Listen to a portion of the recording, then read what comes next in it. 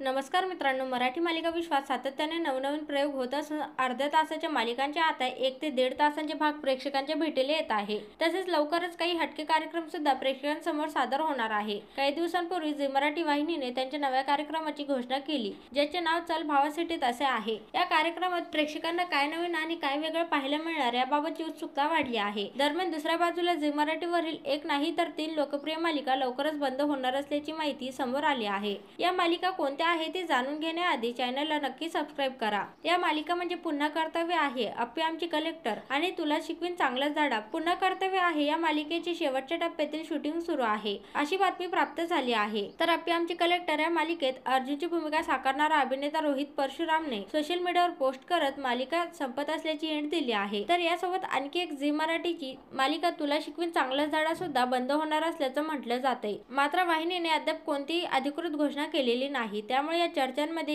ही जे तथ्य आहे हे येत्या काळात प्रेक्षकांना कळेल. तुम्ही या तिन्ही मालिकांना मिस करणार काय ते कमेंटमध्ये नक्की कळवा आणि मराठी मालिका विश्वातील नवनवीन अपडेट्ससाठी चॅनलला नक्की सबस्क्राईब करा.